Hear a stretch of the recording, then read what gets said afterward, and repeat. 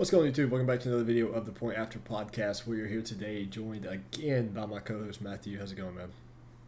Episode's doing good. I've been missing it. It's been a while since I've been back. So, hey, first video right off the bat. We're going to in-state team.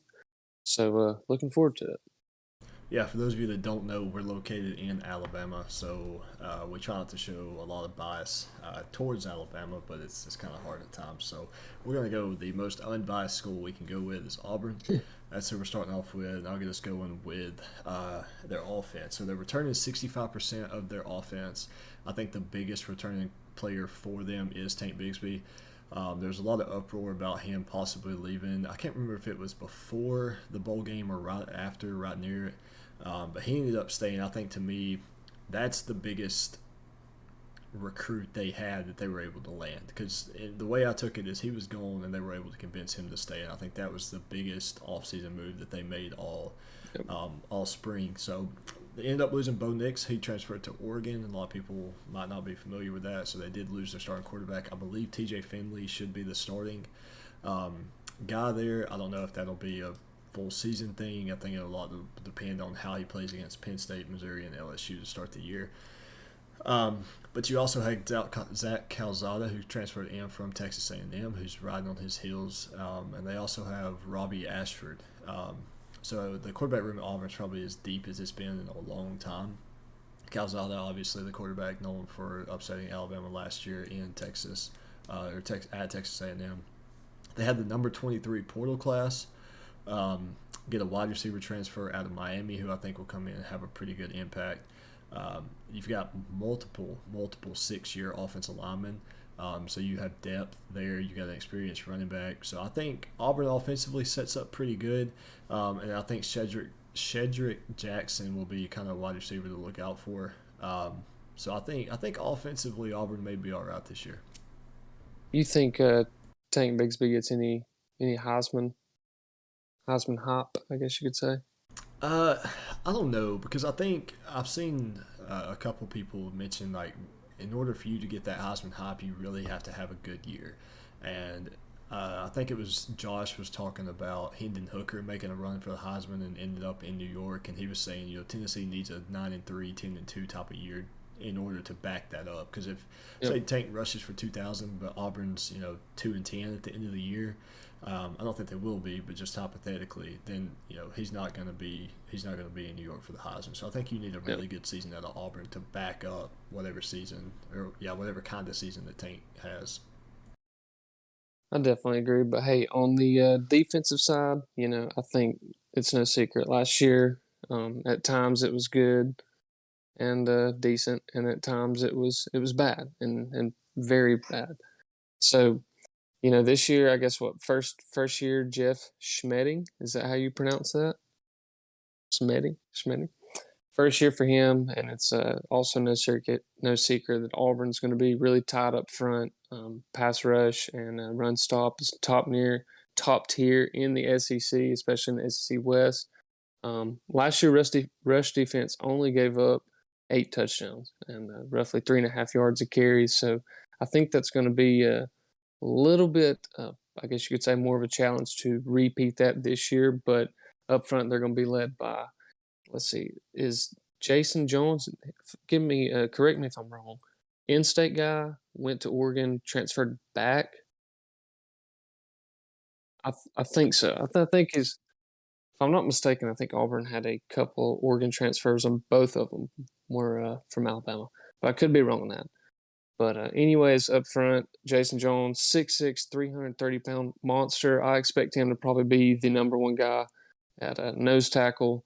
And UAB transfer also, Tony Fair. Didn't see a lot of playing time last year. I think he will this year based off spring. And Jeff Schmedding, quote, said, Tony Fair will get his reps this year. A lot of improvement to go, but definitely has shown upside. So I think that's something that Auburn can be excited about up front, knowing that you're going to repeat a strong year. Where it gets weak is definitely the secondary. Losing, is it Josh or Jason McCreary? I believe it's Jason. Jason. But speaking of Nonetheless, Jason Jones is No, in-state from Roger. Alabama It's and Roger transferred to Oregon, McCreary. right? Got you. Okay. Yep. Scratch that. Roger McCreary. Anyways, nonetheless, was a NFL guy, no doubt. Will have a good time in the league, but it's gonna be rough in the secondary. I think there's gonna have to be a lot of improvement and a lot of improvement fast, especially since the SEC West in the last 5 years has been near the best in passing all around. So definitely going to have their work cut out for them. And same with the linebackers. I think Cam Riley, guy that had hype. He's been there for 2 years, I think, maybe three. But Auburn fans want to see something out of him. He's got the build. If I'm not mistaken, he's like 6'4", 220, 6'3", 220, something like that. Big guy. So they're looking for a spark out of him, I would imagine. And Jeffrey Mba, I don't know how you would pronounce that, so forgive me if I'm wrong there. But number one JUCO recruit up front, also in a class of 2021. So I think the defense definitely has its upside. I think realistically, you're going to be looking second, third. I think at the bottom in the West. It's just a really tough division this year. But I think up front, they're going to stop the run, so expect teams to pass on them a lot. That's personal prediction.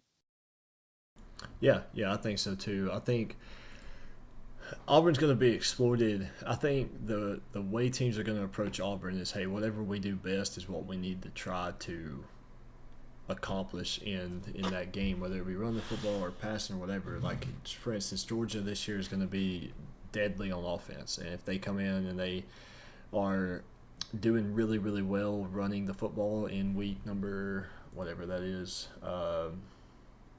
6, 7, then they're probably going to continue to run the football. You know what I mean? I think that's just what they're going to do, is try to exploit what they know works well for them, and not try to just get too fancy with anything or whatever.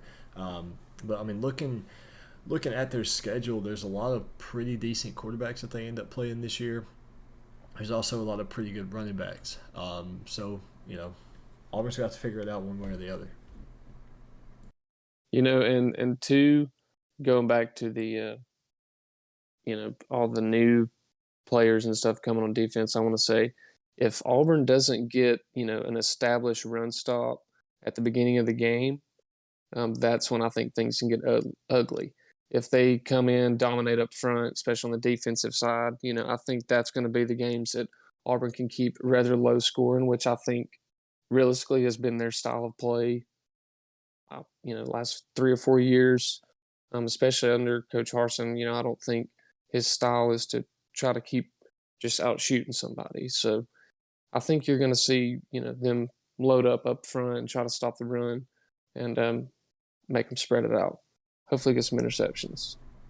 Yeah, absolutely. Moving on to their schedule, you start off with two. I wouldn't even say cupcakes. Mercer should be a guaranteed win. San Jose State has had some pretty good years in the past. Both of those are at home. You then start or get the rematch against Penn State from last year, where you lost in Happy Valley in a close one. Missouri comes to town, LSU. Then you have your first road game. So your first 5 weeks of the season are at home. Then you go play the number one team in the country, go play Ole Miss in Oxford, play Arkansas at home, Mississippi State in Stark Vegas. The Aggies come to town November 12th. Then you finish up with Western Kentucky and Alabama. Is there any particular game that you've maybe got circled on your calendar outside of the good old Iron Bowl?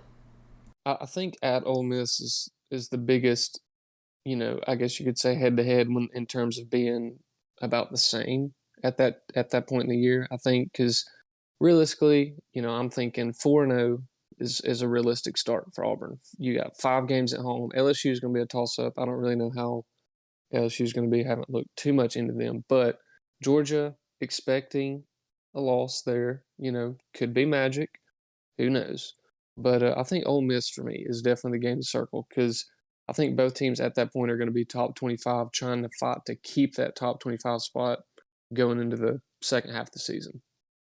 Yeah, I saw a prediction not too long ago that had Auburn finishing 6th in the West. And to be honest, they could very well finish 6th, but what separates a number 6 in the West, Auburn, versus a number 3 in the West, Ole Miss, is not much. Like you're looking at one play even. And I think the SEC West from 3 through 6 is pretty, even 2 through 6 honestly is pretty even.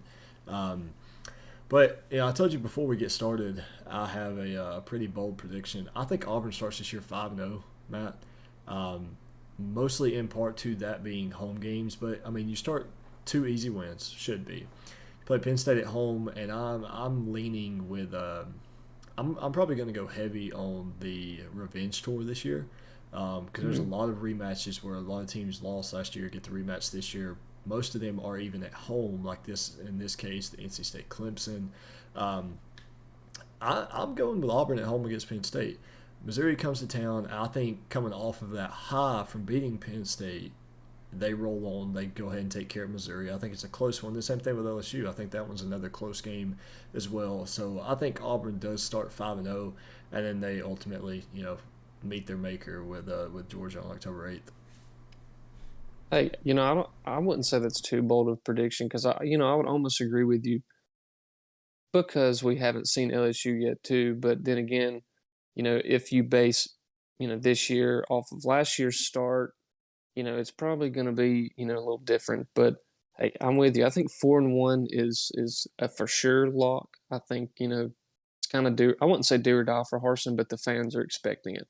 You know, you definitely want to. You definitely. If Let me rephrase. If you win the Penn State game, you want to get to 5-0. I think that would be your next goal. So, yeah, I'm with you. I'm with you on that. Yeah, and the over under for Auburn win total is set to 5.5. And if you're a betting guy like me and Matthew are, you may want to hammer that because, like we said, the chances of you starting 4-1 are very well. Um, a lot of people are putting Auburn off this year and honestly expecting Brian Harsin to get fired. I don't think that's the case. I think as long as Harsin finishes in the 7-5 range, he's going to be all right. Um, I mean, they recruited the number 21 class last year, and he didn't even sign a 5-star. So I think they'll be all right. But like I said, over under set at 5.5. If you start 4-1, all you have to do is win two of your last seven, and you play teams like you mentioned, Mississippi, who you match up even with, Mississippi State, who I think maybe even or a slight edge to Auburn, Western Kentucky, and you make it even steal it against Texas A&M. Texas Yeah. A&M obviously has a load of good talent coming in, but that's the thing is they're just now getting there. That's the problem. Is Texas A&M's had good recruiting classes in the past. Can they put it all together? I mean, it's August 5th, and we still don't even know who their quarterback is. Yep. Um, if they don't have it figured out by then that's another home game for Auburn. And in my opinion, Jordan Hare is probably the toughest stadium to play on the road at. Yeah. So I'm definitely with you. Like Gage said, 5.5 is the win total. Gage, I'm thinking 7-5, 7-8 wins is realistically what I think Auburn will get this year. Not going with what the books say, and I don't. I mean, I can understand why the 5.5 is set there. And if you would have asked me this 2 3 months ago, I probably would have been like, yeah, Auburn winning 5 6 games, that's going to be tough. But now, the more we look into it, the more research we do, it's starting to look more like a 7 or 8 win season. Now, obviously, they'll need some help. They'll have to stay healthy. I think they'll have to figure out their quarterback situation pretty quickly. Um, but like I said, they're in a good position to, I'll say, finish 7-5. Yep. 7-5. That's the TPA prediction. Cool. Book it, write it down, bet on it, whatever you want to do. The 5.5. If I'm an Auburn fan, and we got a lot of friends who like to bet. Some of them do, and some of them are Auburn fans. If I'm an Auburn fan, I say that 5.5. I would almost put my life savings on it. Yeah, I'm gonna look up what the if I can. Yeah, I'll pull it back up. What the odds are on that? I think it's like -140 somewhere in there. Yeah, I got it. I got it at -143. So pretty good odds. You bet $10, you make about six, something like that. Yep. Bet 100, win 60. So not a bad investment by any means. But any final predictions or anything else you want to say about Auburn before we close them out? Um, I think Penn State. I think they're going to win that. That's my only one. We'll see. We will see. Time will tell. But Thank you guys for tuning in. Hope you guys enjoyed the video. It was a little different talking about Auburn. We don't talk about Auburn much on here, especially last year when we didn't really have a lot to talk about. But nonetheless, thank you guys for tuning in. Be sure to hit that subscribe button and give us your prediction for Auburn in the comments. Do you think they go under the 5.5 wins? Like I said, just let us know.